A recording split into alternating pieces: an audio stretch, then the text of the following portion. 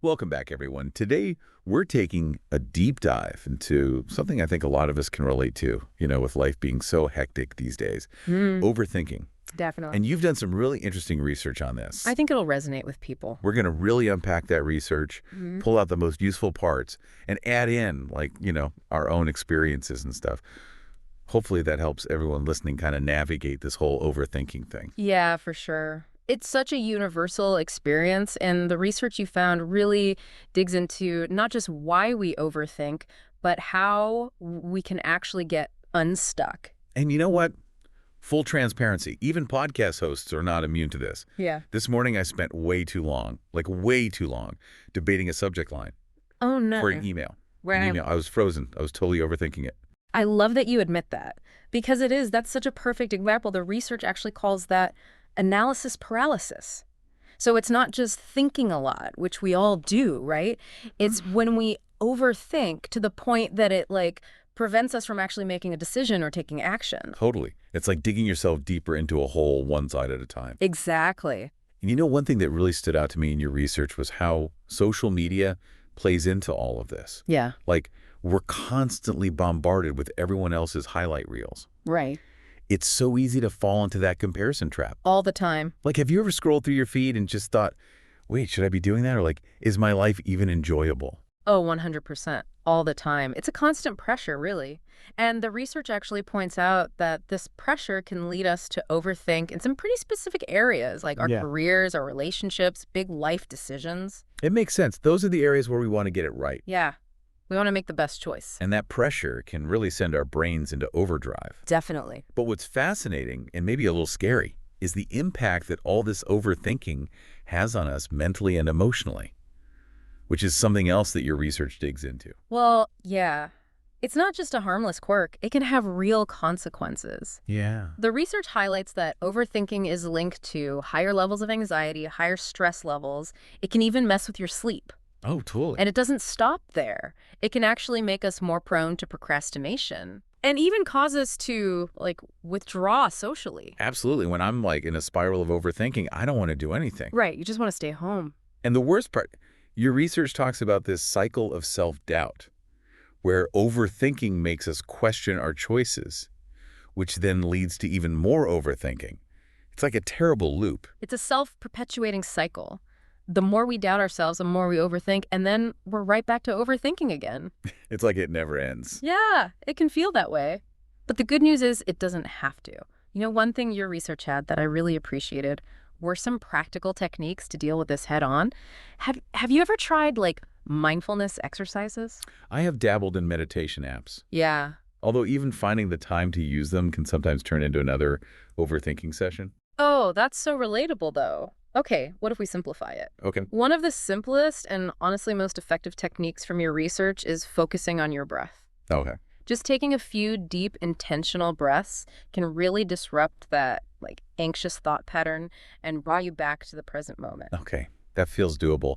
And since we're talking about kind of the mental and emotional toll of this whole overthinking thing, Yeah. I think it's important to zoom in on relationships. I feel like this is where it can really do some damage. Oh, 100%. I think relationships are inherently vulnerable Right. because there's so much uncertainty, right? We can't control how another person feels or what they're thinking. And that lack of control can really fuel our overthinking. 100%. Yeah. The research you have actually uses this example. Imagine you're waiting for a text back. Oh, I know where this is going. Hours go by. And then it starts. The internal monologue starts. Did I say something wrong? Are they losing interest? Maybe I should have used a different emoji. It's like you're in my head. We tend to automatically assume the worst case scenario, Yeah. even when there's no evidence to support it. It's like our brains are hardwired to go straight to the negative. It's true. And that tendency is really deeply rooted in how our brains work. Research shows that our brains naturally prioritize potential threats, even if they're totally made up. Oh, wow. It's called negativity bias. And it can be so powerful, especially in relationships where our emotions are already kind of heightened. So it's like our brains would rather be safe than sorry, even if it means torturing ourselves. Basically. So how do we actually break free from this overthinking cycle? Because clearly, stewing in anxiety isn't the answer. No. Definitely not. The research you shared actually has some really practical strategies for overcoming overthinking. Like one that I found super helpful is setting time limits for making decisions. So instead of agonizing for like days, give yourself a set amount of time, like an hour or even just 10 minutes to weigh the pros and cons and then just make a choice and move on. That's such a good point. I Yeah. feel like so much of the anxiety comes from that agonizing anticipation, Yes. not the decision itself. Exactly. And the research also talks about the importance of embracing imperfection. Ooh. It's like accepting that there isn't always a perfect choice. Yeah. And striving for perfection often just traps us in that overthinking cycle. Which, let's be real, is the opposite of efficient, right? Right. And like as a learner, you probably value getting things done. Oh, for sure. Overthinking is such a productivity killer. The worst. But speaking of action, one of the most interesting parts of your research for me was the discussion of intuition, that gut feelings that can get drowned out by all the overthinking. Absolutely. It's so powerful. And the research does such a good job of distinguishing between true intuition, that deeper knowing, and fear-based thinking. Okay. Because intuition isn't about anxiety. Right. It's about tapping into a wisdom that goes beyond just logic. Oh, I like that. Have you ever had a time when your gut feeling just knew the right path? Definitely. Years ago, I was offered this job, and on paper, it looked amazing. But something just felt off. And everyone told me I was crazy to turn it down. But I trusted my gut.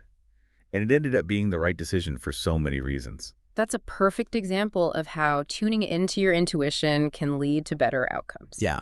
Even if it means like going against what everyone else is telling you. Yeah. And the research actually suggests that intuition is a skill you can cultivate. Really? Yeah.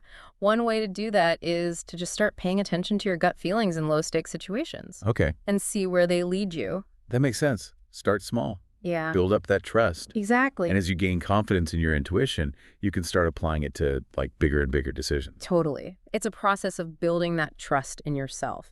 And speaking of trusting yourself, another practical tip from the research is to challenge those negative thoughts. So when you catch yourself like spiraling into those what-if scenarios, ask yourself if there's any actual evidence to support those fears. yeah. Because so often it's just that negativity bias Totally. running wild, Yeah. you know?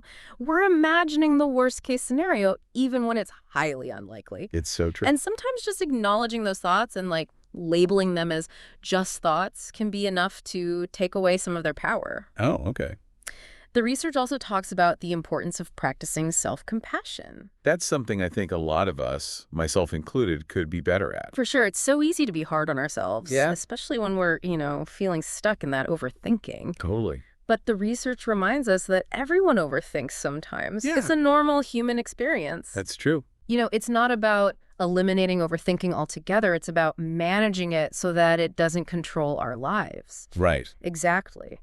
And when we can approach ourselves with kindness and understanding, it becomes easier to break free from that cycle of self-criticism, Okay. which often just fuels overthinking, right? Hmm. One of the probably most practical things you can do, according to the research, is to create what they call a worry time. Okay, I've heard of this. Have you? Yeah, tell me more. Okay, so it's basically exactly what it sounds like. You just designate a specific time each day, Okay. maybe 15 or 20 minutes, Okay. where you actually allow yourself to worry, Oh. to overthink whatever is on your mind.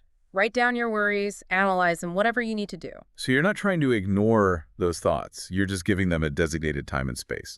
Precisely. Yeah. And then the rest of the day, when those worries pop up, you can gently remind yourself that you'll have time to worry about them later. Yeah. And it just helps to create that sense of control, right? Yeah. And it prevents those thoughts from just taking over your entire day. That's such a great strategy. It's like you're training your brain to compartmentalize those worries. Exactly. And it makes so much sense, right? If we're constantly trying to suppress those thoughts, they're just going to keep coming back stronger. But if we acknowledge them Yeah. and give them their due diligence, they're more likely to subside. It really is. Yeah. Like you're giving those thoughts a designated space so they don't like take over everything else. Yeah, exactly. It's acknowledging them without letting them, control you. And remember how we talked about overthinking thrives on uncertainty? Well, another helpful strategy from the research is to focus on what you can control. It's so easy to get caught up in like trying to control everything and everyone around us. Yeah. which is impossible. It is, and it's exhausting. The research really emphasizes that. Like, we need to shift our focus to what we can actually influence, like our actions, our efforts, how we respond to things. So instead of dwelling on what might happen, we can focus on actually, like, taking steps in the right direction. Yes, even if those steps are small. Sometimes the smallest actions can have the biggest impact on breaking free from that overthinking. And this might sound kind of counterintuitive, but the research also talks about scheduling in worry-free time. Okay, now that sounds kind of intriguing. Worry-free time. What's that all about? So it's about being intentional with your downtime. You basically dedicate specific blocks of time where you consciously choose not to worry about anything. Oh, wow. Yeah, it could be an hour, it could be 15 minutes, like whatever you can realistically manage. And during that time, you just fully immerse yourself in activities you truly enjoy. Reading, listening to music, spending time with loved ones, whatever brings you joy. Like giving your brain a much-needed break from all that, like overanalyzing? Exactly. And over time, this practice can actually help to retrain your brain to focus on the present moment and find more joy in the simple things, rather than constantly getting stuck in that loop of what ifs. I love that. So to bring it all back, what are the biggest takeaways you want our listeners to walk away with today? After going through all of this incredible research that you shared, it really seems like the core message is this. Overthinking doesn't have to rule your life. You actually have the power to choose a different path. And it can be one thought at a time, one decision, even one deep breath at a time. Beautifully put. And as you're navigating the world today, we'll leave you with this thought. What decision are you currently overthinking? And how can you approach it differently using what we've talked about today? It's a question worth pondering. Until next time, happy diving.